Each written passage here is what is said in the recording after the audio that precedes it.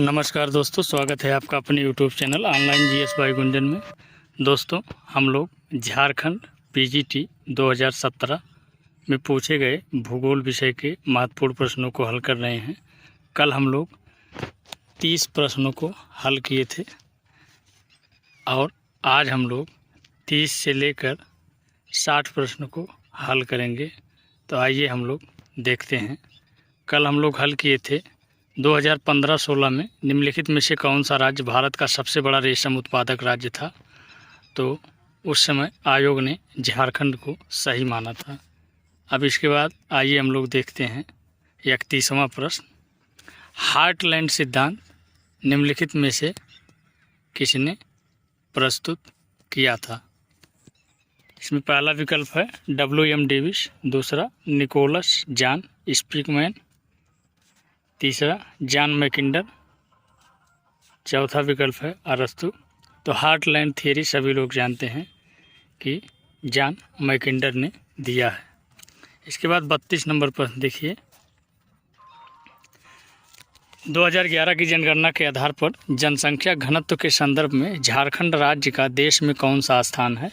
इसमें पहला विकल्प है 24, दूसरा 3, तीसरा 14, चौथा 16। तो इसमें देखिए इस प्रश्न का सही उत्तर ऑप्शन नंबर 3 14 2011 की जनगणना के आधार पर जनसंख्या घनत्व के संदर्भ में झारखंड राज्य का स्थान था। इसके बाद 33 नंबर प्रश्न देखिए।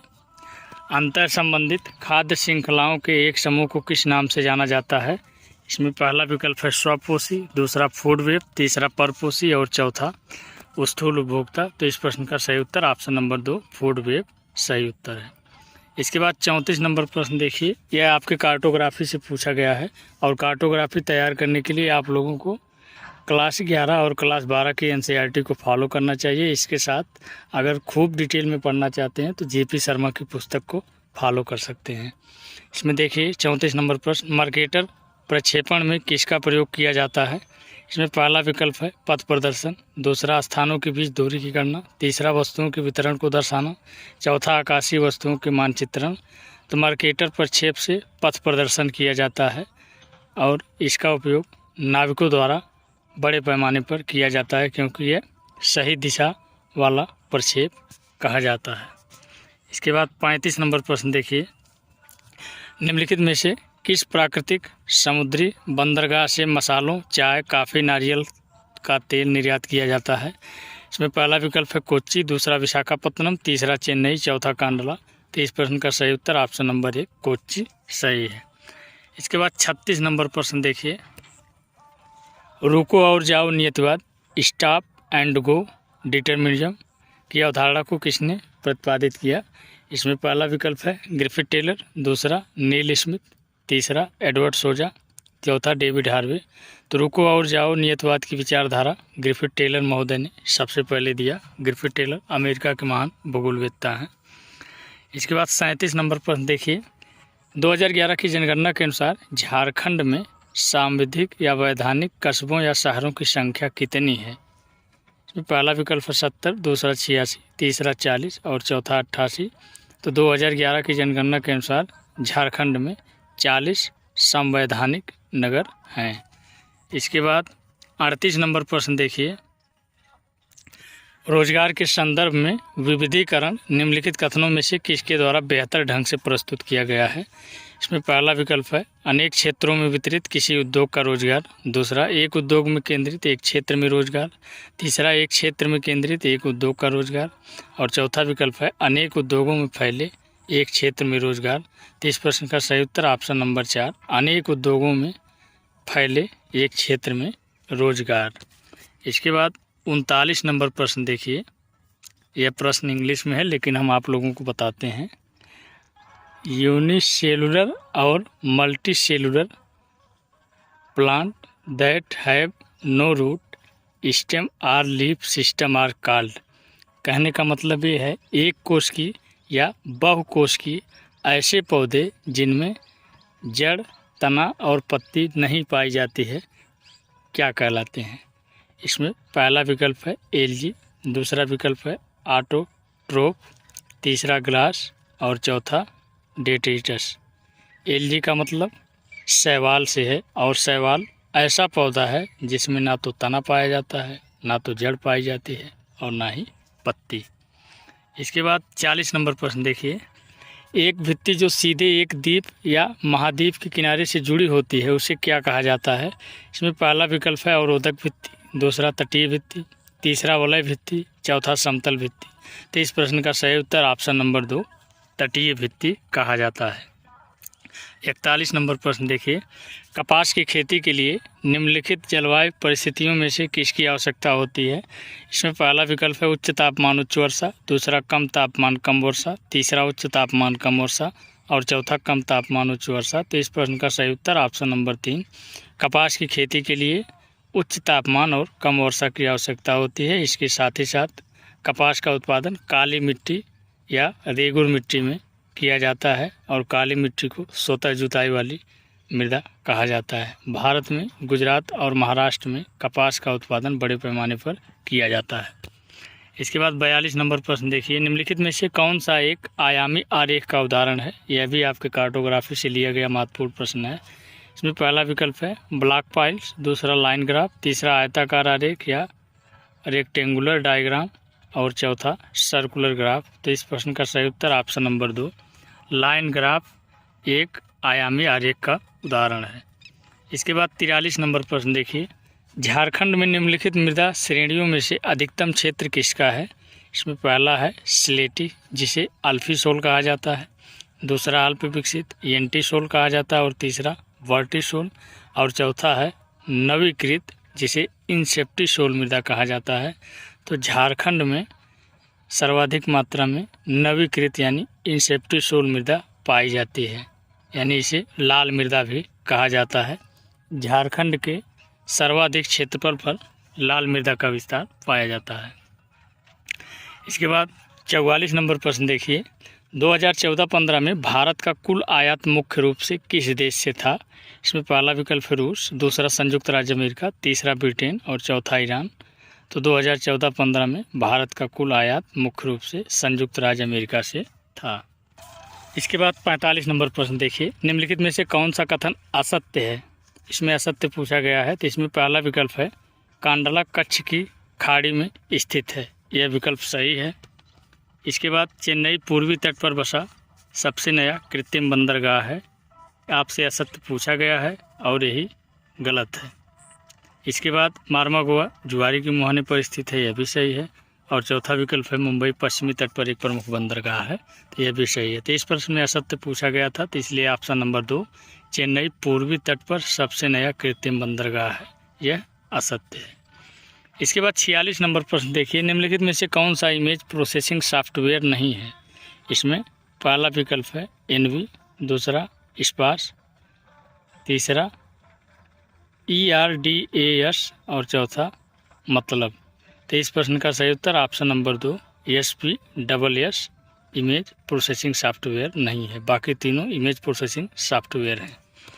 इसके बाद 47 नंबर प्रश्न देखिए, वियना सर्कल निम्नलिखित में से किसके साथ जुड़ा हुआ है? इसमें पहला विकल्प है पॉजिटिविस्ट दर्शन, दूसरा व्यवहारवाद, तीसरा नियतवाद, चौथा गुणात्मक विधि। तो वियना सर्कल पॉजिटिविस्ट दर्शन के साथ जुड़ा हुआ है। इसके बाद 48 नंबर प्रश्न देखिए, निम्नलिखित में से कौन सा कथन सत्य है? इसमें पहला विकल्प है रिबन पैटर्न सड़क के समानांतर विकसित होता है, यह सही है। वित्तीय पैटर्न रेलवे लाइन के साथ विकसित होता है, यह गलत है। रेडियल पैटर्न उपजाऊ मैदान में विकसित होता है, यह भी गलत है। आयताकार पैटर्न नोडल स्थान पर विकसित होता है, यह भी गलत है। तो इस प्रश्न का सही उत्तर ऑप्शन नंबर 1 रिबन पैटर्न सड़क के समानांतर विकसित होता है। इसके बाद 49 नंबर प्रश्न देखिए, निम्नलिखित में से सबसे अधिक तांबे का उत्पादन निम्नलिखित में से किस जिले में होता है? इसमें पहला विकल्प है रांची, दूसरा धनबाद, तीसरा सिंहभूम, और चौथा हजारीबाग।